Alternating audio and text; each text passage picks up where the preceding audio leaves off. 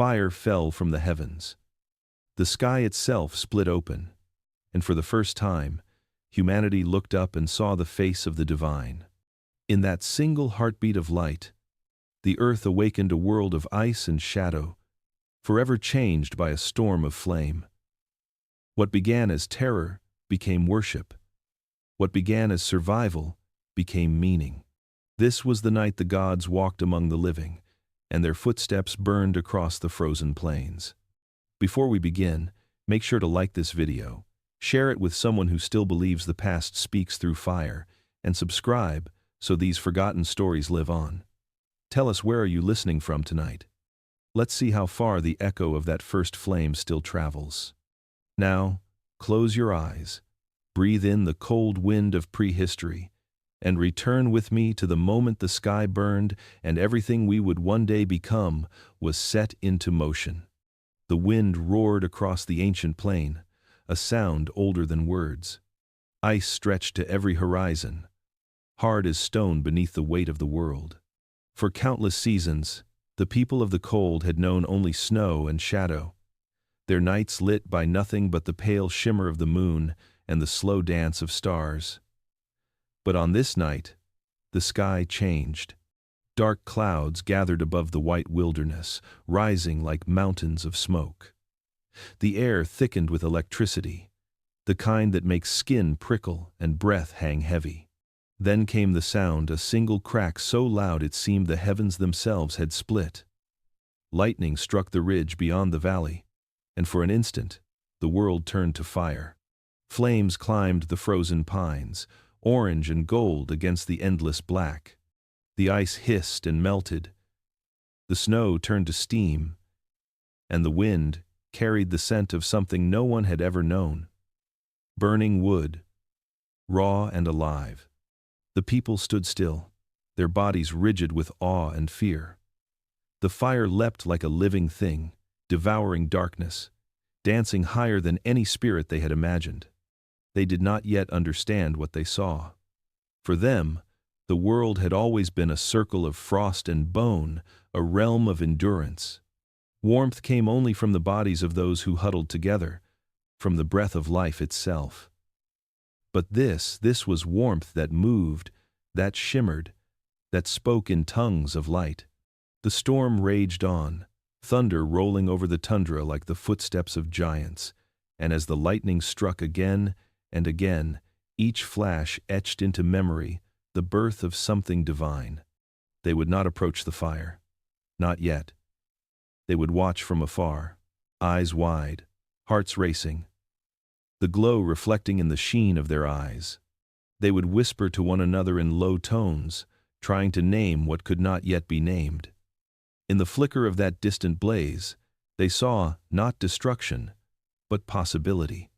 Something beyond the hunger and the cold.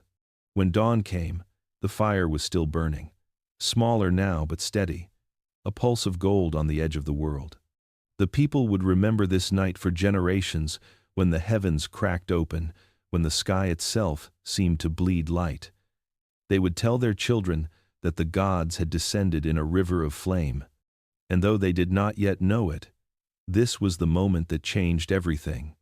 From that night onward, the darkness was never the same. The memory of fire would linger in every shadow, whispering to the hearts of those who had seen it. The warmth, the danger, the wonder. The world had revealed a secret, and humanity would never again walk beneath the stars without remembering the night the sky burned. The cold world was not empty. Beneath the long shadows of glaciers, life persisted in quiet defiance. The people of the ice moved through this frozen landscape, as if born from it, broad-shouldered, thick-boned, their lungs built for air that cut like glass. To them, survival was not conquest, but rhythm. Every movement, every breath, belonged to the pulse of the earth itself. The sun rarely climbed high in the sky. Its weak light spilled across valleys of snow and stone, where herds of mammoth trudged like moving mountains, and reindeer traced ancient paths worn into the frost. The people followed those paths, not as wanderers, but as witnesses. They understood the migrations, the seasons, the way a cloud's shape could foretell a storm. Nothing in their world was random. Every crack in the ice carried a voice. Every scent in the wind told a story. Their shelters clung to the edges of cliffs, half stone, half bone. The ribs of mammoths arched like the walls of a cathedral. Inside, fires smoldered in shallow pits, painting the walls in amber light. The smoke carried memories, curling through the still air like whispers from the ancestors. Around those embers, life unfolded, measured, deliberate, unhurried. Tools were carved from flint, their edges honed with the patience of generations. The sound of striking stone was a song of survival, a heartbeat of the cold world. The hunt defined existence. They tracked beasts through endless white, reading the faintest traces, the bend of grass beneath snow, a single drop of frozen blood. Their minds saw patterns where others might see emptiness. When the kill came, it was swift, precise, and sacred. Every part of the creature was used, the hide for warmth, the bone for tools, the sinew for thread. Nothing was wasted, for waste was an offense to the land that kept them alive. They did not speak often, because words were unnecessary. A glance, a gesture, the tilt of a head carried meaning enough. Their silence was not emptiness, it was understanding. They lived in harmony with the slow turning of the earth, with the rhythm of ice that shaped mountains and erased footprints in the same breath. In their hearts burned something quiet but unyielding, a memory of warmth that had not yet been forgotten, a belief that life itself was a conversation between flesh and frost. They did not see themselves as separate from the world around them, but as part of its endless breath, its ancient dreaming. And in that dream, they endured children of stone and snow, keepers of the fire that had once fallen from the sky. The people of the ice veins, shaped by the cold yet alive with something greater than fear, carried the spirit of an earth that still believed in balance. The storm had passed, leaving behind a silence that felt alive. Across the endless white, the air shimmered with a strange electricity, as if the sky itself was breathing. Night descended slowly, wrapping the land in a blue stillness. Then, from the horizon, a faint green glow began to rise. It moved like mist at first, gentle and uncertain, until the heavens themselves seemed to stir and awaken. Across the frozen plain, the lights grew bolder, unfurling ribbons of color that rippled through the darkness. Green deepened to emerald, violet bled into blue, and streams of light arched like rivers flowing through the stars. The people looked upward, their faces painted by the celestial fire. For generations they had known the sky as a cold watcher, distant and still. But now, it moved, it danced, it breathed. The lights made no sound, yet they spoke to something ancient inside those who watched. Every flicker felt like a heartbeat in the air. Every wave of color a whisper from something beyond the world of flesh and stone. The ice reflected the glow, turning the ground into a mirror of the heavens. Above and below, the same fire moved, surrounding the people in light that had no source, no warmth, only wonder. It was here, in this quiet valley of color, that the world changed again. The fire of the sky was not like the storm's lightning, wild and violent. This was softer, older, deliberate. It did not destroy. It revealed. It reminded them that the sky was not empty, that the darkness could hold beauty as well as fear. Somewhere deep within, they began to believe that the world itself had a spirit, one that could be seen if only the eyes learned how to look.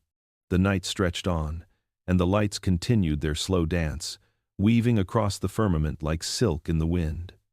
Each wave lingered, faded, then returned, a rhythm as natural as breathing. The children of the ice would carry this vision in their minds long after the colors vanished, passing it down as memory, as story, as truth. When dawn finally came, the lights were gone, leaving the world pale and quiet once more. But the memory remained. The heavens were no longer still stone above them. They were alive, unpredictable, and sacred. From that night onward, whenever the wind rose in the dark and the snow caught the glint of unseen fire, the people would feel it, the breath of spirits moving through the sky, reminding them that even in the heart of the coldest world, there was something greater watching back. Beneath the shadow of a mountain carved by wind and time, there lay a hollow where sound itself seemed to take shape.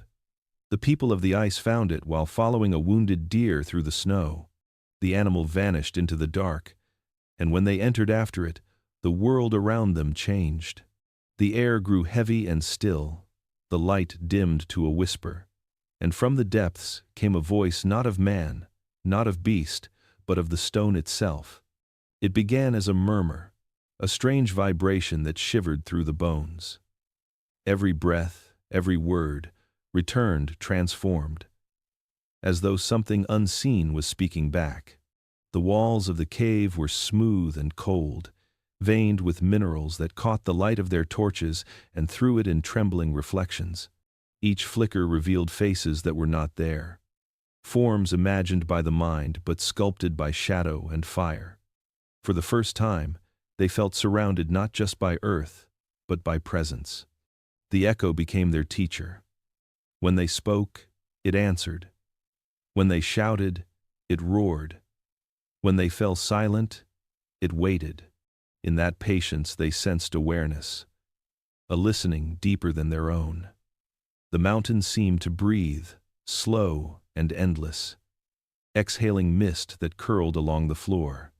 Drips of water fell from the ceiling like the ticking of time itself, marking moments older than memory.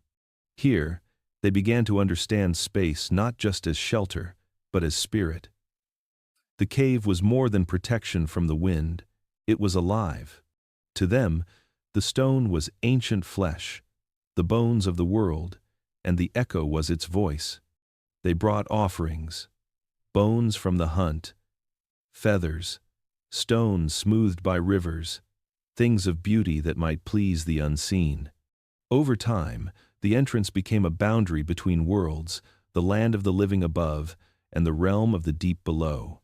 In the glow of the fire, they pressed their hands to the rock and left the prints of their palms, red and black with pigment made from the earth itself.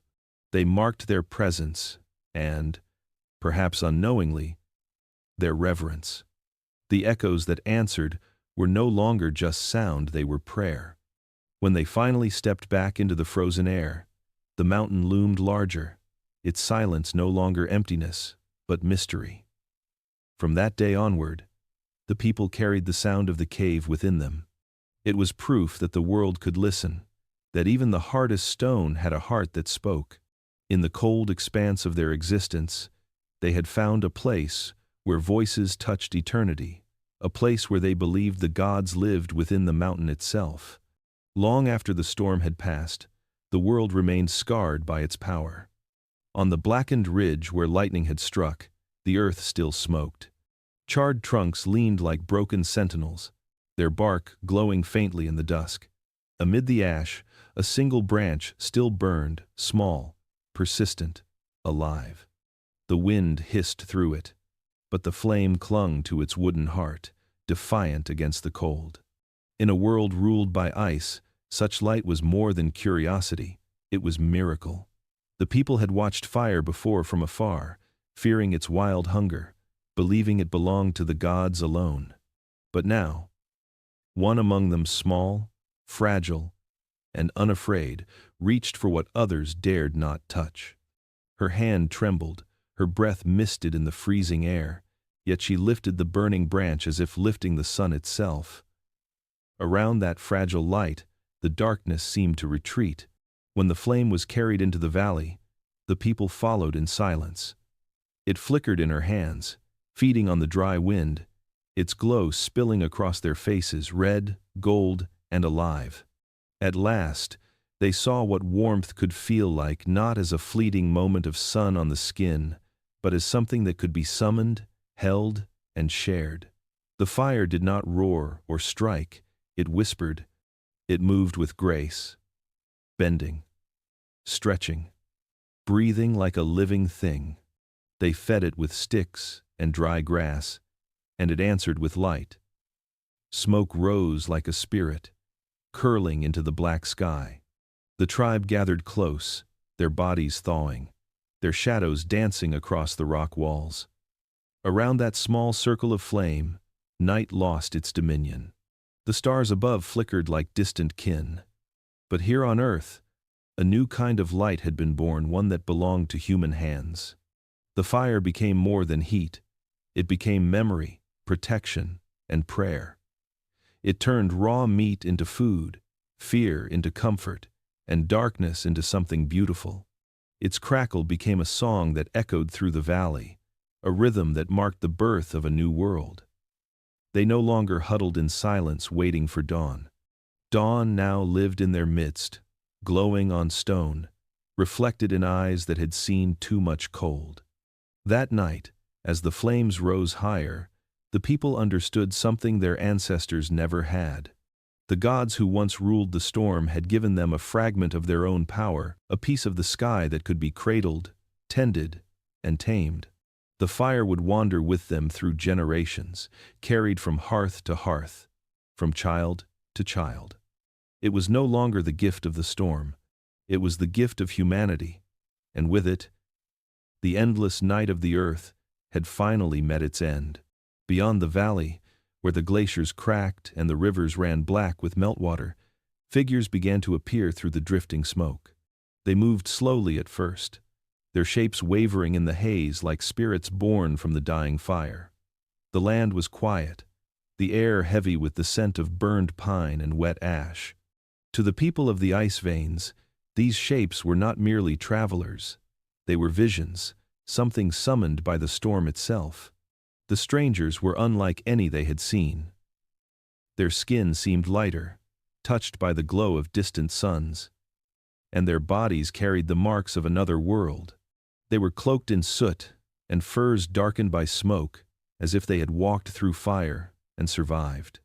Their movements were deliberate, cautious, and yet filled with a kind of purpose that drew the eyes of all who watched. They did not come with the sound of war, nor with the scent of fear. They came like omens. For many nights, the people of the ice veins had spoken in whispers about the flame that now lived among them, the light that no wind could extinguish. They had believed it a gift from the sky, a fragment of the gods' fury. Now, seeing these pale wanderers rise from the ashes of that same storm, a thought began to take root. Perhaps the fire had not been a gift, but a messenger. And these were the ones who followed it. The two groups stood divided by distance and by awe, each unsure whether they looked upon kin or something greater. The smoke curled between them like a boundary between worlds. The air shimmered with warmth, and the faint red glow of embers still clung to the earth beneath their feet. The wind carried no words, only the crackle of cooling stones and the long, slow breath of the land recovering from flame. In the minds of the people who watched, meaning began to form. They had seen the gods in the storm, heard them in the thunder, and touched their gift in the fire. But now the gods seemed to have taken shape, walking among the living, cloaked in the memory of what the sky had unleashed. Fear and reverence intertwined until they could no longer tell one from the other. When night fell, the strangers remained at the valley's edge, their fires faint, their forms flickering like shadows against the snow. The people of the ice veins did not sleep. They watched in silence, hearts caught between wonder and uncertainty. For the first time, they felt the stirring of a truth that would echo through generations. The gods of the storm had faces, and they had come walking out of the smoke. In the stillness between worlds, two tribes faced one another. The snow lay unbroken between them, a pale frontier where breath hung in clouds and silence carried the weight of eternity. The wind that swept across the valley seemed afraid to speak, as if the earth itself was listening. For countless generations, the people of the ice veins had believed themselves alone beneath the frozen sky. Now, for the first time, they saw their reflection made strange living beings, shaped like themselves, yet different, as though carved from another dream of creation. Each group stood poised at the edge of understanding, neither advancing nor retreating. Their tools of bone and flint glinted faintly in the light, lowered but ready. Between them, the air trembled not with sound, but with awareness. Eyes met across the distance, and in that gaze burned everything the spoken word could not contain: fear, curiosity, recognition. It was as though the spirits had taken flesh on both sides, each wondering if the other was god or kin. The landscape around them amplified the moment's enormity. Mountains loomed like frozen guardians. The river ran beneath a skin of ice, whispering a language too ancient for memory. Overhead, the light of the sun broke through a veil of cloud, striking the snow in a way that made everything shimmer, fragile, and unreal. For a fleeting instant, it seemed as though time had stopped, two human worlds suspended in the breath between hesitation and revelation. No words were spoken, for language itself had not yet found a bridge between them. Instead, there were gestures, open hands, slow movements, the offering of stillness rather than sound. Every motion was deliberate, every glance a question. The wind carried no hostility, only the heartbeat of the unknown. What passed between them was not understanding in the way later generations would know it, but recognition, the realization that the world was larger than their tribe, larger than their gods, larger even than their fear. When the light faded and shadows began to stretch, the two groups slowly turned away, neither pursuing nor fleeing. Yet something immense had changed. The people of the ice veins carried the image of the others in their minds like a memory that could not be placed, a vision that blurred the boundary between the living and the divine. The encounter would become legend before the next moon rose, told beside fires as the story of the day. The breath of one people met the bone of another, and the silence between them felt like the heartbeat of the world itself. Evening descended gently over the river valley, the air thick with the scent of thawing soil and wet stone. The ice had begun to loosen its grip, and water moved once more beneath the surface, whispering against the banks like a secret newly remembered. Around its bends, two groups gathered once, separated by fear, now drawn together by something simpler and older than language: hunger. The hunt had been generous that day. A great reindeer had fallen near the shallows, its blood dark against the pale snow, its warmth fading into the earth. Both tribes stood over the carcass, uncertain but unwilling to turn away. The old instincts that divided the world into predator and prey, friend and threat, softened in the face of the kill. The beast's size demanded many hands, and so the silence between them broke, not with words, but with action. Flint struck bone. Blades flashed. The work of survival became a shared rhythm. As the sun sank behind the ridges, they built fires along the water's edge. Flames danced against the twilight, small suns flickering in the breath of the wind. Smoke rose in slow spirals, carrying with it the smell of roasted meat, fat sizzling in the heat. The people watched it climb toward the stars, and imagined the gods might be hungry too. At first, they sat apart, the two circles of fire mirroring one another across the riverbank. Then, curiosity overcame hesitation. A gesture here, an offering there, pieces of meat passed from hand to hand, laughter echoing after an awkward mimicry of sound or motion. They began to imitate one another, not mockingly, but with a strange reverence, as if trying to understand the pattern of their shared humanity. Eyes met over the firelight, and smiles hesitant, uncertain, but real began to form. In that hour, the boundaries of tribe and other blurred.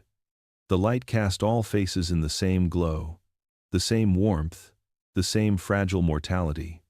The fire that once divided gods from mortals now united both beneath its radiance. The people ate until their bodies grew heavy, and the cold no longer bit. The river murmured beside them, carrying reflections of the flames across its dark skin. When night deepened, the laughter faded to quiet contentment. The strangers leaned back beneath the stars, the same stars that had watched over both tribes since before memory began. It was a peace so rare it felt borrowed from another world. For that one night, the earth itself seemed to breathe more gently, as if grateful. The gods, it was said later, had walked among mortals and shared their food by the river. And in doing so, had reminded them that warmth was not only found in fire but in the closeness of those once feared. Deep within the mountain, where the world narrows into darkness and silence, a faint glow begins to tremble against the walls. Smoke drifts through the passage, carrying the scent of char and resin, the breath of burning pine. Here, in the flicker of firelight, human hands begin to reshape the earth. This place is no longer a shelter from the cold, it is a canvas for the unseen. The people of the ice have gathered pigments from the riverbeds, red from iron-rich stone, yellow from ochre, black from soot and charcoal. Ground between stones and mixed with animal fat, the colors come alive beneath their touch. Fingers stained in earth and ash reach toward the wall, pressing against the cold surface. When they lift their hands away, the mark remains a shadow of flesh, a memory of presence. It is the first language written in color, the first prayer given shape. Figures emerge in the shifting light. Mammoths with curved tusks stride across the stone as if returning to life. Reindeer leap, bison charge, and spirits hover between them, half animal, half human, suspended in motion. Each stroke is more than depiction. It is invocation. The people are not recording what they have seen but reaching for what they wish to summon again. To them, image and essence are one. To paint the beast is to call it back. To touch its outline is to bind its spirit to the next hunt. The cave becomes a place between worlds, the living and the unseen meeting in the language of shadow and flame. Every flicker of the torch brings the painted shapes to life. The animals move, the spirits breathe, and the walls themselves seem to pulse with memory. In this sacred illusion, time folds in upon itself. The hunt, the offering, and the prayer become one act. Outside, the land sleeps beneath snow and silence. But within the cave, the human imagination awakens. For the first time, creation extends beyond survival. Firelight reflects in their eyes as they look upon what they have made, and for a fleeting moment, they are more than hunters, they are makers of worlds. As the torches fade and darkness returns, the walls remain alive with color, a hidden record of belief carved not in words but in vision. Long after their fires die and their bones return to dust, the marks endure. They will whisper through the ages that here, in this cold and forgotten place, humans first learned to command the unseen, to call life from stone and make the invisible visible beneath the watchful glow of the earth's eternal flame. The seasons turned slowly in the valley of ice and smoke. Where once two tribes had stood apart, now the boundaries between them had begun to blur. The fires they once kindled on separate sides of the river now burned side by side, their smoke rising into a single column that curled into the cold sky. From those joined embers came a new generation, born into a world where the unfamiliar had become familiar, where difference was no longer danger but inheritance. These were the children of two fires. They grew beneath skies heavy with snow and aurora, their first breaths drawn beside the mingled warmth of two hearths. Their faces carried traces of both peoples, features softened and reshaped by the blending of worlds. Their eyes held a strange brightness that the elders could not name, a depth that seemed to look beyond the horizon itself. When they gazed across the plains, It was as though they saw not what was, but what could be. Around them, the world was changing. Herds moved differently now, following new paths along the thawing earth. Rivers cut deeper into the frost, carving new lines into the land, as if mirroring the changes in the hearts of those who walked its shores. The people no longer traveled as two bands but as one, their languages mingling like rivers meeting in spring. Words once foreign began to merge, forming a rhythm that belonged to no tribe but to all who spoke it. The old songs, sung to the gods of the sky and stone, took on new tones. Their voices carried across the wind, rising and falling with the cadence of unity. The children learned early from both traditions the crafting of stone blades and the weaving of nets, the reading of stars and the tracking of animals. They grew up watching their elders' hesitation melt away like frost under the morning sun. For them, coexistence was not miracle but memory. They knew no world before this one, no division between those who had once called each other strangers. The stories of separation felt to them like myths from an age before understanding. At night, when the aurora spilled across the heavens, they would listen as the elders whispered of old fears, how the sky once burned, how the gods had sent fire and shadow and the people had trembled. But the children did not tremble. They looked upward with calm eyes, the shifting lights reflected in their gaze. They felt kinship with the heavens, not fear. Some among the elders began to say that the gods had not vanished after all, they had merely changed form. Perhaps they lived now in the blood and breath of these new children, the bridge between tribes and the living proof that the earth itself sought harmony. The fires that had once marked survival now symbolized connection. Every flame carried two sparks, one from the old people of the ice, one from the wanderers who came through smoke. Together they burned brighter, steadier, as though even the wind had learned to move more gently around their warmth. In time, this generation would walk farther than any before them. They would follow the rivers until they met the sea, cross mountains no one had dared to climb, and leave handprints in caves far beyond the valley of their birth. Wherever they went, they carried with them not the fear of difference, but the memory of unity, the belief that the world itself was built from many fires, all feeding the same eternal flame. And when their elders looked upon them in silence, they understood what the whispers meant. These were the children whose eyes saw farther than the horizon, because they carried within them the first vision of tomorrow. The long sleep of winter finally loosened its hold on the earth. What had been white and still for endless moons began to stir with color and motion. The snow retreated in quiet surrender, revealing dark soil rich with promise. Meltwater gathered in streams that sang through the valleys, their voices rising higher each day until they merged into rivers swollen with new life. The air softened, the sun lingered longer on the horizon, and for the first time in memory, the land seemed to breathe. The plains awakened. Green unfurled across the tundra like a slow-moving tide. Moss and lichen spread over stone. Wildflowers pushed through thawing ground, and willows bent gently over the running water. Herds returned in numbers the people had never seen. Reindeer stretched across the hills in glimmering lines, their antlers shining like branches of living trees. Bison thundered through the lowlands, churning the mud into patterns that looked like the work of unseen hands. The hunters watched them from the ridges, their eyes wide not with hunger but with reverence. The world was full again. The people gathered by the rivers to fish and drink and give thanks. They believed the unseen ones had returned with the thaw, the spirits who walked within the storm, who whispered in the wind, who had once sent fire to guide their hands. They did not see them, but they felt them in everything that moved. The shifting air that brushed the grass, the spark of sunlight on the water, the hum of insects in the warmth of the day.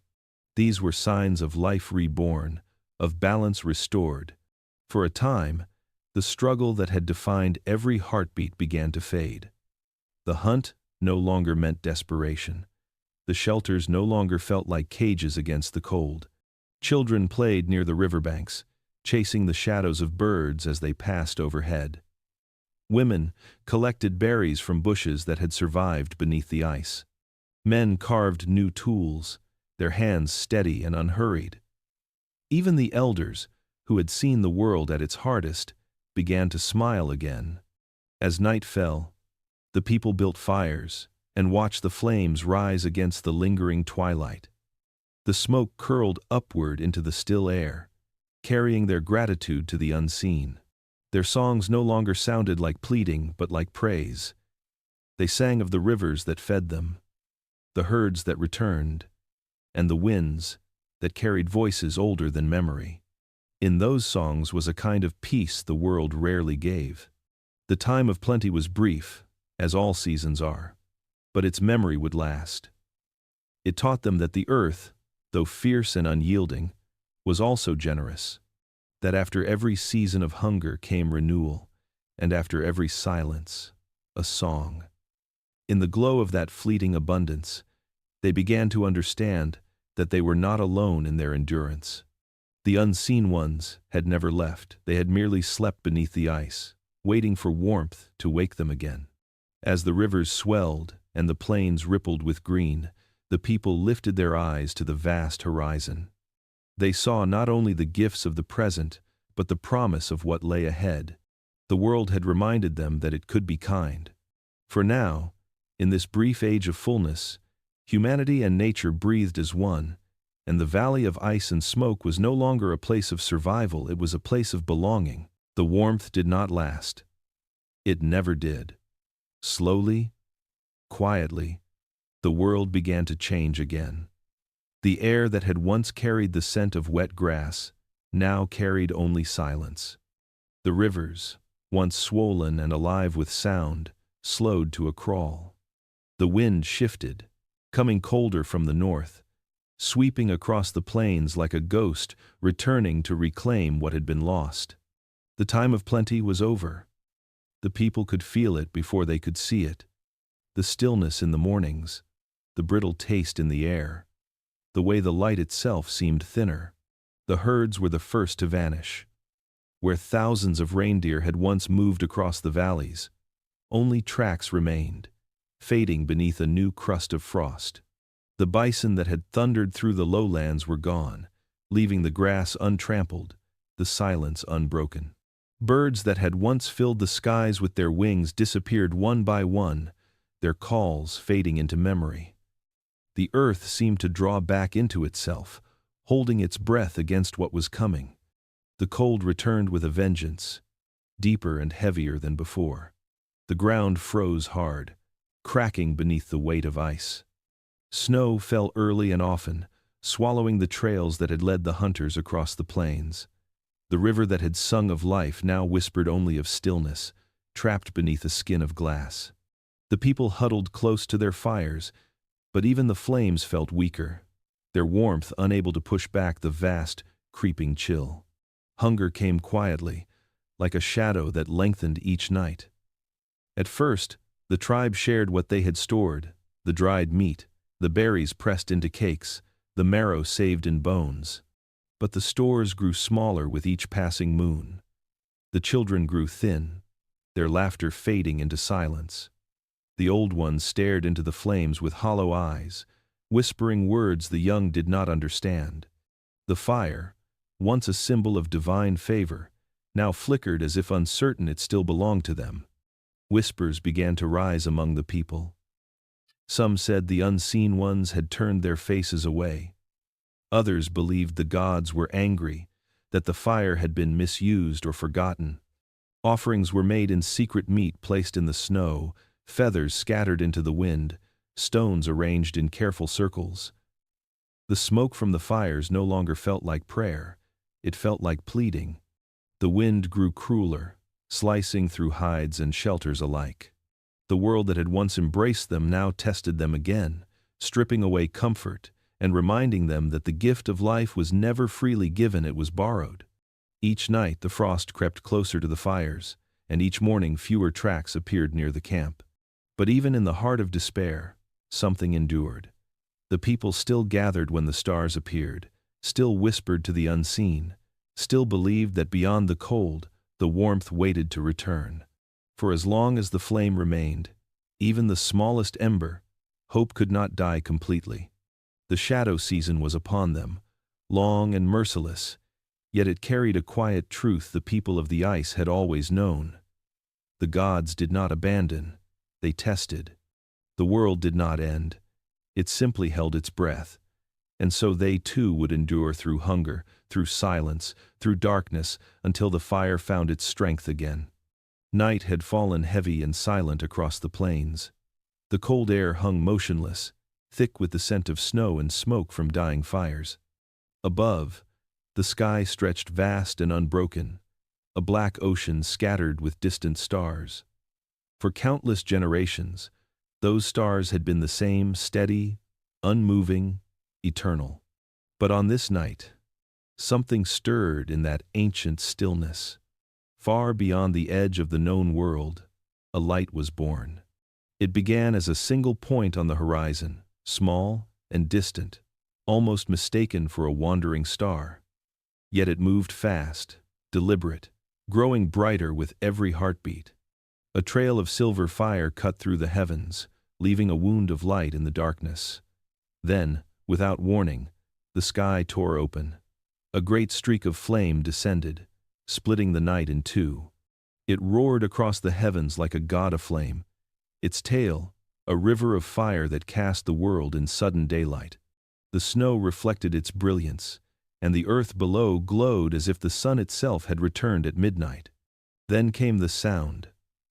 A deep, rolling thunder unlike any storm they had known, a voice that seemed to rise from the bones of the world. The ground trembled, ice cracked. Flocks of birds burst from the trees in frantic flight. A heartbeat later, the fire struck the distant ridge. The flash swallowed everything. For an instant, the world ceased to exist in shadow and flame. When the light faded, the horizon burned.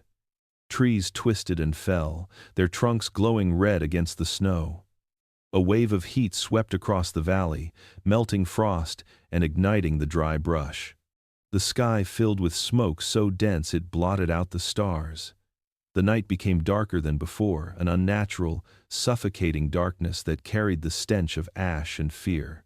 The people fell to the earth, clutching the soil that trembled beneath them. They did not understand the heavens as stone, or distance, or orbit. To them, the sky was alive, and tonight it had fallen. For days afterward, the world wore the bruise of that moment. The sun rose weakly, behind a veil of haze, turning the light sickly and dim.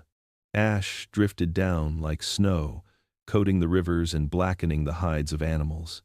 The air tasted of iron and sorrow. The people spoke little, their voices subdued, their eyes fixed on the horizon where the fire still smoldered.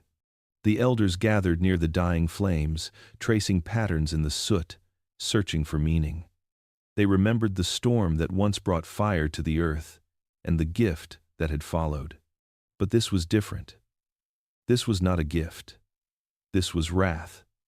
The gods of sky and stone, it seemed, had returned to remind them of their smallness. The children asked if the stars would ever come back. The elders had no answer. At night, the world remained shrouded in darkness, and the people listened to the wind whisper through the charred trees, wondering if the earth itself still remembered their names. The falling sky became legend. Some would call it punishment. Others would say it was a sign, a warning carried from the heavens, reminding all who walked the frozen world that even the gods could burn.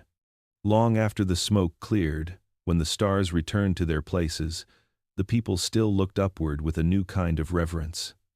They no longer believed the heavens were unchanging. They had seen the sky fall, and in that moment, they understood that nothing, not even eternity, was beyond fire. The fire that had fallen from the heavens did not die with the dawn. It crawled across the earth like a living thing, hungry and tireless, turning the world into a vast and trembling furnace. The forests that had once given shelter now burned with a terrible light, their trunks splitting open in explosions of steam as the sap within them boiled. The air itself seemed to shatter under the weight of the heat.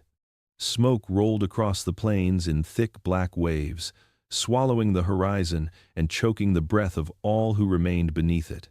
The people who had once called this valley home now moved through chaos. They fled toward the mountains, toward the caves that had sheltered their ancestors in winters past. The ground beneath their feet was warm, the scent of ash sharp and relentless. The sky, once a mirror of stars, had turned the color of iron. Day and night were no longer separate things, only the glow of the fire and the endless shadow it cast. Everywhere, the earth seemed alive with sound. Trees fell in groaning collapse. Rivers hissed as the heat touched their surfaces, sending up columns of steam that hid entire ridges from sight. The wind carried not cold but burning embers that rained upon the fleeing herds and the terrified people. Mammoths and reindeer stampeded through the plains, their roars lost beneath the thunder of falling timber. The fire had no mercy for flesh or bone. What it did not consume, it suffocated. Inside the caves, the air was thick and heavy with fear. The people huddled close, the orange glow of the world outside reflecting in their eyes.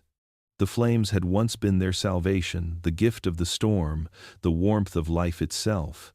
But now it had turned against them. The same element that had offered light and safety now devoured the world they knew. The gods, it seemed, had taken back what they had given. The old songs that once praised the fire fell silent. No one dared to speak its name. Days turned to nights without difference. The smoke never lifted. The sun was only a faint red memory, a dim pulse behind the haze. Ash fell constantly, settling on skin, in hair, on the blackened snow. It coated the caves like the dust of death. Yet within that suffocating stillness, a strange endurance persisted. The people, stripped of all comfort, still held their small fires close. They fed them carefully, protecting the few surviving flames from the wrath outside. It was not worship now, it was survival. When at last the sky began to clear, it did so slowly, revealing a world remade. The plains were charred, the rivers clogged with fallen trees. The forests stood as skeletons, black against the faint returning light. Yet life had not ended. Beneath the ash, green would one day return. The wind, though heavy with smoke, still carried the scent of rain. The night of fear would live forever in their stories, a reminder that even the greatest gift can turn to ruin, that the gods who give warmth can also bring fire. From that night onward, the people would no longer look upon the flame as merely light in the dark. They would see in it the memory of their terror, the proof that creation and destruction were born of the same breath. And every time they kindled a new fire, they would pause for a moment, staring into the glow, remembering the night when the world burned, and all of humanity trembled beneath a sky of fire. In the aftermath of the burning sky, silence returned to the land, not peace, but the heavy stillness that follows ruin. The earth lay black and cold, its surface veiled in ash. The rivers ran thick with soot, carrying the charred remains of trees and beasts that once filled the plains with life. The air was dry and bitter, stripped of scent, stripped of warmth. The people emerged from the caves one by one, their faces marked by soot and hunger, their eyes dulled by the memory of fire. The world they knew had vanished. What remained was a wilderness reborn through destruction, a landscape that no longer seemed to belong to them. Yet even in devastation, the instinct to make meaning endured. Among the survivors walked one of the oldest, the shaman, keeper of memory and voice of the unseen. His hair was white as frost, his hands trembling with age, but in his heart burned the same unyielding spark that had guided his people through storms and hunger. When the tribe gathered beneath the open sky once more, he carried with him an offering, not of food or flame, but of sound. He shaped his tools from what the fire had spared. The bones of reindeer, smooth and hollow, became his instruments. He carved holes into them with the edge of flint, polishing them with sand until they gleamed faintly in the dim light. These were not weapons, nor tools of survival. They were vessels of remembrance. When he lifted one to his lips, the wind itself seemed to pause. The first note rose thin and uncertain, trembling like the breath of a dying world. Then another followed, deeper, carrying through the cold air with a haunting resonance that reached beyond the tribe, beyond the valley. The song that flowed from the bone was unlike anything they had heard before. It was the voice of grief given form, a sound that moved through the earth like a living thing. It echoed against the cliffs and rolled across the frozen plains, a lament for what had been lost, the forests, the herds, the warmth, the innocence. It was not a song for the living alone. It was a call to the unseen, to the gods who had turned away. The shaman played not to accuse, but to plead. His music carried both sorrow and reverence, an acknowledgement that the same forces that destroy also sustain. As the melody spread, the tribe fell still. The children who did not remember the time before listened in silence, while the elders closed their eyes, seeing through sound the world that once was. The wind joined the song, weaving through the notes like a companion spirit. Together they filled the emptiness, turning silence into prayer. The shaman's breath grew weaker, but the sound remained strong, each note a heartbeat of endurance.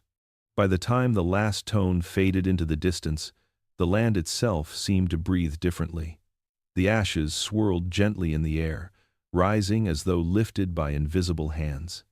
Somewhere in the far hills, an echo answered soft, faint, and endless. The people believed it was the gods responding, not in words, but in presence. The bone singer, as he would later be remembered, gave his people something beyond survival.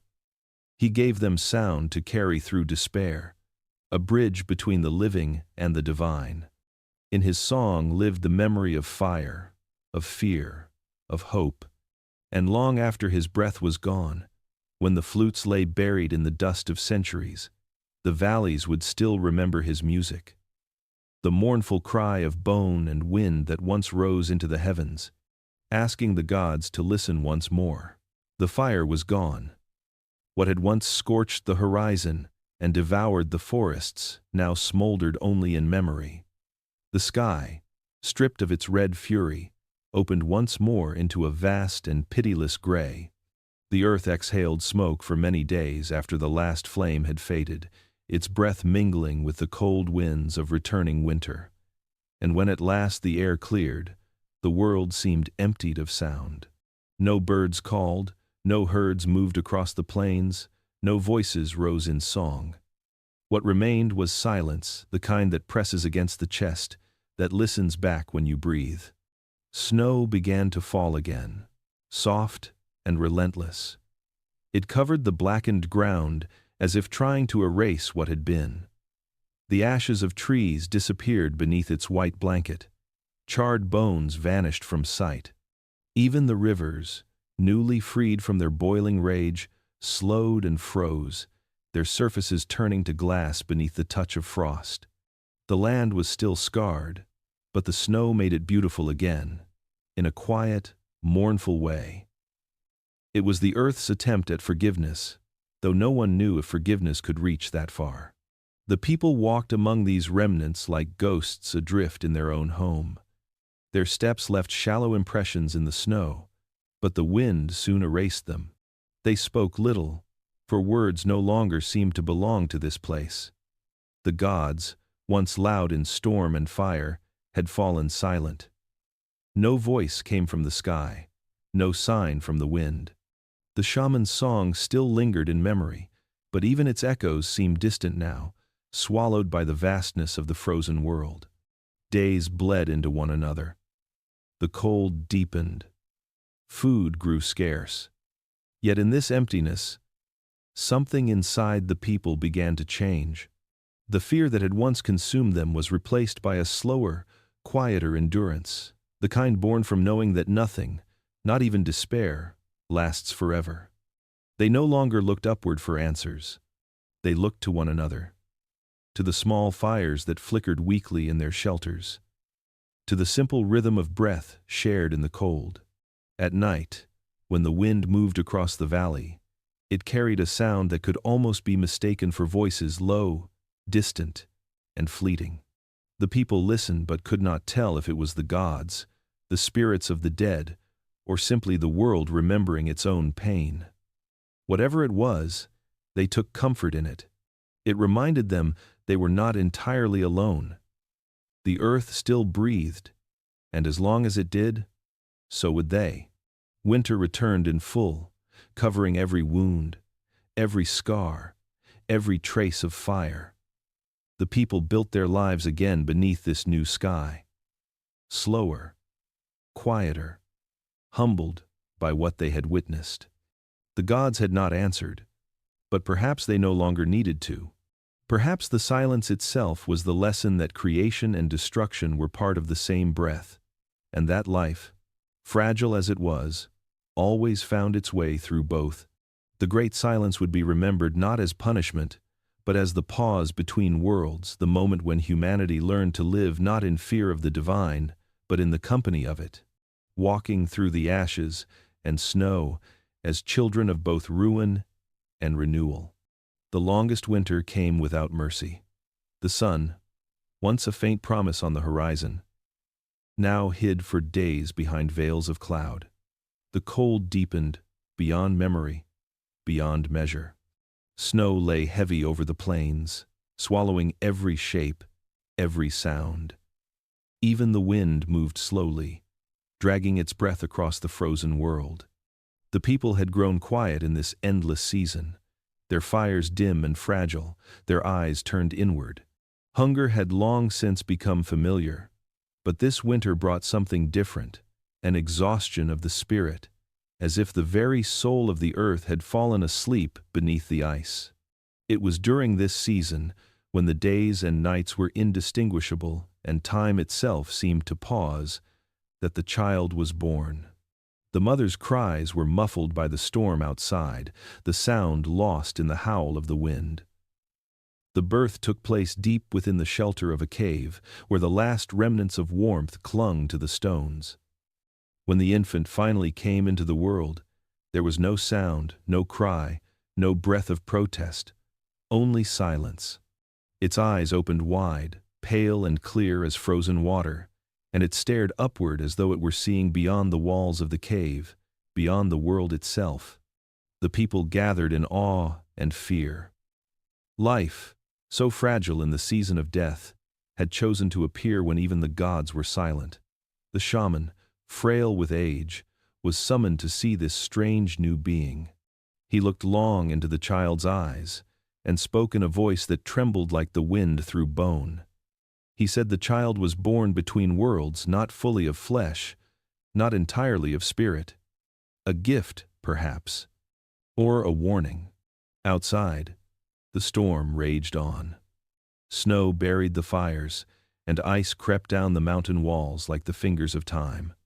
Yet within the cave, a faint glow seemed to gather around the newborn. The air felt different there, lighter, charged with something unspoken. The people watched the child as though it carried within it the memory of the gods they had lost. The shaman whispered that the earth itself had sent this life to remind them that creation still lingered even in the heart of ruin. As the days passed, the storm began to ease, but the cold remained. The tribe took this as a sign that the child's birth had stirred something old and powerful, something neither benevolent nor cruel, only vast. They named the infant in their own tongue with a word that meant stone, not for its stillness, but for its endurance. Like stone, it had emerged from the depths, silent yet unbroken, shaped by pressure and time. Years later, the story of that winter would live on long after the people had moved to new valleys. They would tell of the season when the sun refused to rise, when all warmth seemed lost, and yet a single life came into being. They would say that the stone child carried the memory of both worlds, the mortal and the divine, and that in its quiet gaze was the reflection of everything humanity feared and hoped for. The storm eventually passed, as all storms do, But the legend of that silent birth endured. It became the reminder that even when the gods are silent and the sky is cold, life will still find a way to speak, sometimes not through words or cries, but through the simple act of being born into a world that has forgotten how to listen. The white bison appeared at dawn, moving across the horizon like a ghost against the endless snow. Its hide shimmered with the pale light of the morning, a creature too perfect for the mortal world. In the stillness that followed, the hunters stood frozen in awe. No breath stirred, no whisper broke the silence. In their hearts, they knew what they were seeing was not just an animal, it was a sign. After years of hardship, hunger, and silence from the gods, they believed the heavens had finally spoken again. The great herds had long vanished from these lands, driven south by the cold. To see a bison at all was rare. To see one of pure white, glowing as if carved from the very snow, was unthinkable. The elders spoke of such creatures as messengers of the spirits, appearing only when the balance of the world had shifted. The white bison was both omen and promise, proof that the gods had not forgotten them. The hunters prepared to follow, believing that to touch or take the beast was to claim the blessing of life itself. The chase began across the frozen plain. The bison moved with impossible strength, its hooves thundering softly through the snowdrifts, never slowing, never looking back. The hunters followed, their breath sharp in the air, their bodies driven by faith and desperation. The first day passed beneath a fading sun, the sky blushing red over the whitened earth. They camped without sleep, eyes fixed on the tracks that glowed faintly under moonlight. By the second day, exhaustion set in. The wind rose, carving the plains into waves of ice. The hunters pressed on, their legs heavy, their hands numb around their spears. The tracks began to blur beneath new snow. But always they reappeared ahead, guiding them deeper into the wilderness. They were certain the beast was leading them somewhere sacred, somewhere beyond hunger and pain. The white bison became a vision more than prey, an embodiment of all they had lost. On the third day, the world grew quiet again. The storm broke, leaving a stillness so complete it felt otherworldly. There, at the edge of a frozen lake, the bison stood waiting. Steam rose from its nostrils, its massive body glistening with frost. The hunters approached in reverent silence, their hearts pounding not from the pursuit, but from the weight of meaning. They raised their weapons, though a part of them hesitated, sensing the boundary they were about to cross. When the first spear flew, the world seemed to shatter. The bison's bellow echoed through the valley like thunder, rolling endlessly. The snow exploded beneath its hooves, and the hunters fell upon it with all their strength. But the beast did not yield easily. Its horns swept wide, its body a wall of fury. The battle lasted only moments, but when the silence returned, it was thick with blood. The white bison lay dying, its breath heavy, its eyes calm. Around it, the hunters fell one by one, pierced or trampled, their crimson life staining the snow. When the wind rose again, it carried the scent of iron and smoke. The snow drank deeply that day, turning red beneath the pale sky. In the distance, the rest of the tribe waited, never seeing their hunters return. They would find the bodies days later, frozen beside the creature they had called divine. Some would say it was a punishment for pride, others that it was a sacrifice demanded by the gods themselves. The hunt of the spirits became legend, a story told beside the fire when the nights grew long and the herds were gone. It was said that the white bison still roamed the northern valleys, its spirit forever leading the living toward the line between reverence and ruin. And on winter nights when the wind howled low, the people could almost hear the echoes of that final chase, the rhythm of hooves, the cry of the dying, and the soft, endless weeping of the snow. When the cold finally began to retreat, it did so reluctantly, as if the earth itself feared to move again after so much silence. The snow melted in slow surrender, feeding rivers that broke their icy prisons with groaning force. The wind shifted from its hollow winter cry to a softer murmur that carried the scent of wet soil and the faint promise of green. The world, long asleep beneath its shroud, began to stir. The people, fewer now and worn thin by hunger and loss, emerged from their shelters with cautious eyes. Their bodies bore the marks of the hard years, and their spirits carried the memory of every fire, every storm, every vanished face. Yet even in their exhaustion, a strange strength remained. They had lived through a time when God seemed silent and the sky itself had fallen, but they had not vanished. Like the earth, they had endured. One evening, as the first true warmth of spring settled over the valley, the air began to change again. The sky darkened, not with the heavy gray of winter, but with towering clouds that pulsed faintly with light. A deep stillness fell upon the land, the kind that comes before the world remembers its voice. Then, in a single heartbeat, the heavens broke open. A great bolt of lightning tore through the clouds, striking the same ridge where generations ago the first flame had been born. The sound was immense, rolling across the valley in waves that shook the stones beneath their feet. For a moment, night turned to day. The old mountain blazed once more, its blackened slopes illuminated in white fire. The people watched from below, their faces painted in the same glow their ancestors had once known. The wind carried the smell of ozone and burning pine, and the memory of their beginnings returned to them with painful clarity. This time, there was no fear. They had seen fire in its cruelty and its mercy. They understood its hunger, but they also knew its gift. The lightning that struck the mountain did not destroy it, illuminated. It reminded them that the cycle had not ended. The gods, if they still watched, were not angry. They were simply awake. The people gathered at the base of the ridge, moving slowly through the mud and the melting snow. The elders, stooped and gray, led the way.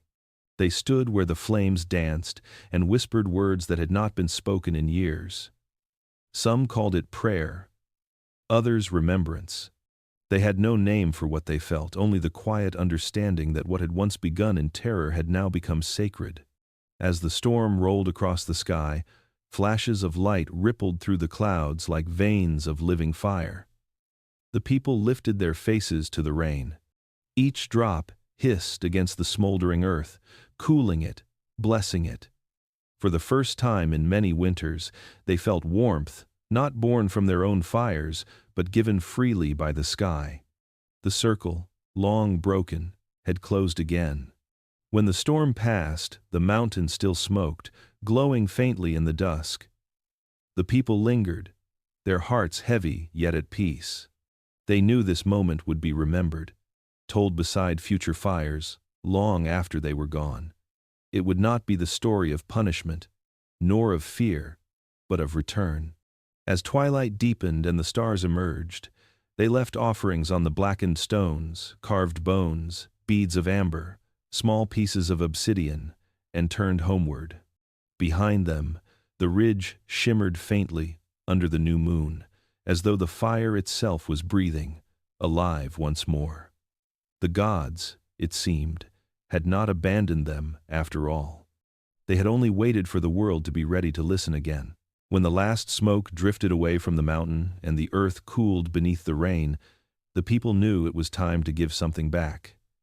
The storm had not destroyed them as before. It had come with fury, yes, but also with a strange gentleness that spoke of renewal. The lightning had struck the same ridge where the first flame was born, and for the first time in memory, its fire had not been taken as punishment. It had been received as a reminder that life, like the sky, could burn and heal in equal measure. The valley around the mountain began to bloom again. Grass pushed through the soot, tender and green, reclaiming the land that once lay black and dead. Small birds returned to the trees, their songs fragile but hopeful. The rivers, swollen from melted snow, carried the ash of the past into the sea. It was as though the world itself wished to begin anew, and the people, older now, understood the language of this rebirth. They climbed the mountain together, not as hunters or wanderers, but as witnesses. The journey was slow, the path slick with rain, the air heavy with the scent of wet stone and earth. Every step was taken with care, for they walked upon sacred ground. The wind that swept down the slopes carried with it a soft hum, a vibration that seemed almost like a voice, the memory of thunder now softened into song. At the summit lay the place where lightning had struck, a flat shelf of stone cracked open by fire. Here they built their altar, not of grand design or rigid form, but from what the land offered them. Smooth river stones carried up from the valley, feathers gathered from the thawed meadows, bone tools shaped by their own hands, worn by use and time. These were not objects of wealth but symbols of endurance, each one a fragment of their story. They placed them upon the altar in silence, not from fear, but reverence. Once, their ancestors had knelt before fire, trembling with dread, praying for survival. Now they stood in calm gratitude, their hearts heavy with the understanding that the gods were neither cruel nor kind, they were simply truth. The same force that burned their forests had also taught them to create light. The same storm that scattered their people had given them reason to gather again. Beauty and sorrow had always walked together, two faces of the same power. As they laid their offerings down, the wind began to shift.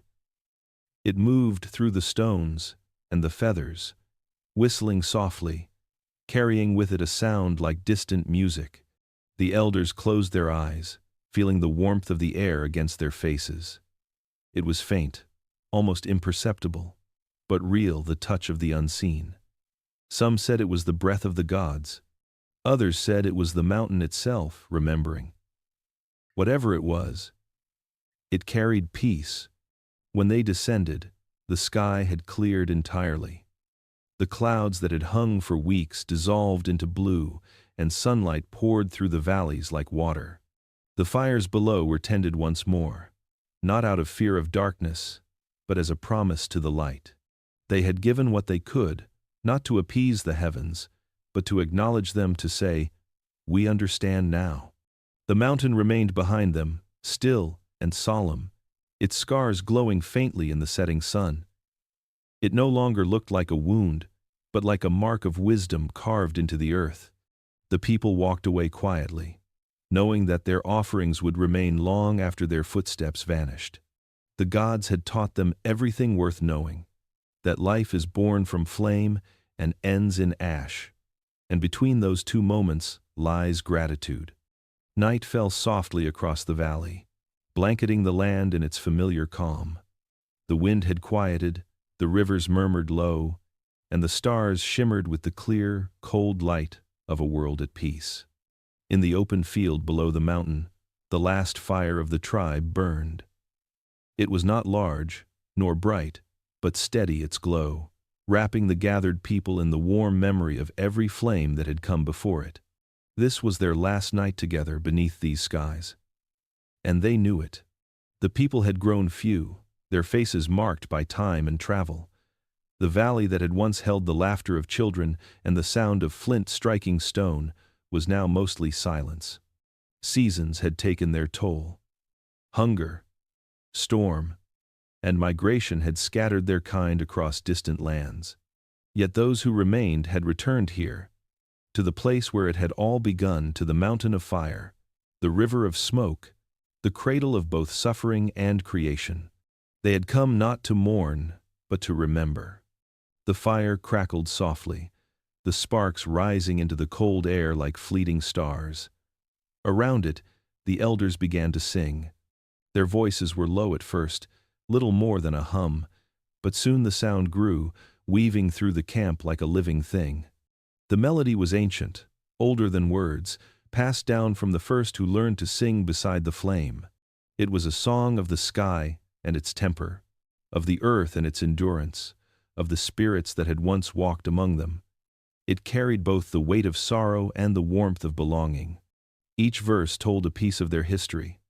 the fire that fell from the heavens, the birth of the first child after the storm, the nights of hunger and the days of plenty, the gods who punished and the gods who forgave, the mountains that spoke in thunder and the rivers that whispered of life renewed. As they sang, faces softened. The young listened in awe, not knowing if they would ever hear the song again. And the old sang with trembling voices, knowing that this might be their final gift to the world. The flames danced higher, their light touching the stone faces of the mountains that watched in silence. The wind carried the music outward, across the snow, across the sleeping forests, across the long memory of the earth. It was said that even the stars seemed to flicker in rhythm, as if listening. The sound traveled far, beyond what any living ear could follow, echoing against the bones of the world like a final heartbeat. When the song ended, no one spoke. The night had grown colder, but the fire still glowed with a deep, steady warmth. For a long time, they simply sat together, eyes fixed on the embers, knowing that what bound them was not their blood or their tools or their shelters, but their memory. The song had given them something greater than survival. It had given them meaning. Before dawn, they rose quietly and began to scatter the ashes into the wind. It was an old ritual, a way of letting the fire return to the breath of the world. The smoke curled upward, vanishing into the starlight. When they finally turned away, the field was empty, but the song still lingered, carried in the hearts of those who had sung it. Long after the tribe had gone, when the valley grew wild again and the mountains slept beneath moss and snow, the wind would still hum faintly through the stones. Some said it was only air moving through cracks in the rock. Others said it was the echo of that last song, the voice of a people who had once lit the darkness and taught the earth itself how to remember. The warmth that had briefly graced the land began to fade once more. It started subtly, the return of longer nights, the bite of wind that stung sharper with each passing moon. The rivers, which had sung so freely under the sun, began to whisper again, in tones of frost. The great thaw reversed its course. The valleys hardened, and the breath of the earth slowed until it seemed to sleep beneath its own skin. The ice was returning. It came not as a sudden terror, but as a patient tide. Snow crept down from the high peaks, filling ravines, swallowing meadows. The lakes sealed themselves beneath glassy armor, and even the great forests that had begun to grow again surrendered to the cold.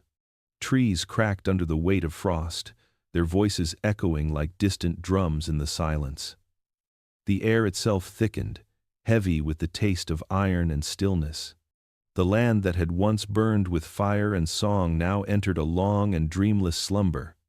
The people, fewer than ever, gathered what little they could and sought refuge in the old caves where their ancestors had once painted the walls.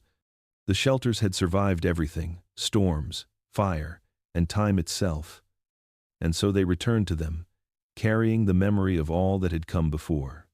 Within those darkened chambers, the fires still flickered, small and hesitant, their light trembling like the heartbeat of something nearing its end. The tribe no longer sang of gods or storms. They spoke softly, as if afraid to wake the sleeping world around them. They pressed their hands to the walls again, as their ancestors had done, leaving the red and black imprints of their palms. Each mark was a final declaration of being, a way of saying, "We were here." They painted shapes of mammoth and bison, of spirals and suns, of people holding fire against the darkness. These were not acts of worship but remembrance. The walls became their memory, their way of passing through the silence that would soon cover all things. Outside, the snow fell ceaselessly, blanketing the earth in layers that muffled even the wind. Herds vanished into the distance, and the cries of birds became rare. The people huddled in their caves, their world shrinking to the glow of embers and the slow rhythm of survival. Days blurred into nights, and time lost its meaning. The gods did not speak, nor did they need to. Their presence lingered in the cold light that touched the mountains and in the hush that followed every storm. As the generations passed, the fires grew smaller, then fewer. One by one, the caves fell silent. Ash turned to dust. Tools were left behind, resting beside the bones of their makers. Only the walls remained alive with color, the handprints glowing faintly in the darkness like echoes of breath frozen in time. When the final embers died, the earth seemed to sigh, a long, low exhalation that carried through the valleys and over the ice. The world had entered its great sleep. The winds that once carried songs now carried snow. The rivers, once the veins of life, lay buried beneath glass. But within the frozen silence, something endured. The handprints remained, pressed against stone, whispering across millennia to anyone who would one day find them. They were not pleas for rescue, nor cries for the divine. They were memory itself, the last traces of those who had seen the gods, who had held fire in their hands, and who had learned that even in endings there is still a kind of grace. The ice may have taken their voices, but it could not erase their touch. Beneath the frozen earth, humanity slept, waiting for the warmth of another dawn. Centuries drifted into silence, carried away by the slow breath of time. The ice deepened its hold on the world, stretching from horizon to horizon, carving mountains into ghosts and rivers into veins of frozen glass. The valleys that had once echoed with song and fire lay buried beneath endless snow. The handprints on the cave walls, once bright with the colors of life, faded into the stone until they seemed part of the mountain itself. The people were gone, their fires extinguished, their words forgotten. Yet, the world did not forget them. The earth is a patient witness. It remembers not through voice or script, but through layers, each grain of soil a memory, each stone a fragment of breath. Beneath the weight of ages, it kept the marks of those who once dared to reach for the divine. The wind that swept across the glaciers carried their echoes, faint and fractured, but never gone. When it passed through the valleys, it made a sound that was almost human. To those who listened closely, it was as if the air itself was trying to speak the names of the lost. The world changed slowly in their absence. The fires of the earth continued to smolder deep below, waiting for the return of warmth. The sun rose and fell over the frozen expanse for countless generations, and though the ice ruled the surface, the seeds of rebirth slept beneath it. Seasons blurred into centuries, and in the vast stillness, life began its quiet return. Lichen clung to rock, moss spread over thawing stone, and the rivers, once locked in glass, began to whisper again. When the ice finally began to retreat, it did so as gently as a sigh. Water moved through the valleys that had forgotten its sound. The earth softened, revealing the traces of what had been the bones of animals long gone, the ash of ancient fires, and, buried deep within the mountain, the painted walls that had survived both time and frost. The first light to touch them in thousands of years shimmered over the shapes of mammoth and man, of handprints pressed in eternal gesture. The colors, though dim, still lived. The earth had kept its promise. The wind returned, colder now, but still carrying memory. It slipped through the cracks of the caves, brushing across the painted walls like a hand over skin. Outside, the new world waited, forests growing from what had once been tundra, rivers cutting paths through the stone, and creatures walking the same ground that the old ones had called sacred. The earth did not speak of them, but it remembered them. And when the storms rose in the long winters, when the wind howled through the empty ridges and the snow danced like ghosts across the plains, there were moments when the sound changed, when it seemed to form the rhythm of voices long vanished. Not words, not songs, but something older. A murmur of recognition, a trace of awe, the breath of a memory too ancient to fade. The gods the people once feared had not vanished. They had simply become part of the world. The fire in the storm, the echo in the caves, the pulse beneath the ground. Every flame that rose after them was a continuation of that first gift. Every whisper of wind a retelling of their story. Humanity would return one day, and when they did, they would find the marks of those who came before and wonder who had left them. The earth would not answer. It would only listen, as it always had, its silence deep and endless, its memory eternal. And somewhere within that silence, when the wind moved just right, it would carry their voices once more. The voices of those who saw the gods, and, in doing so, became something more than mortal. The world had forgotten their names, but the wind had not. It remembered, and through its endless song, it told their story again and again, across centuries and snow, until the end of all things.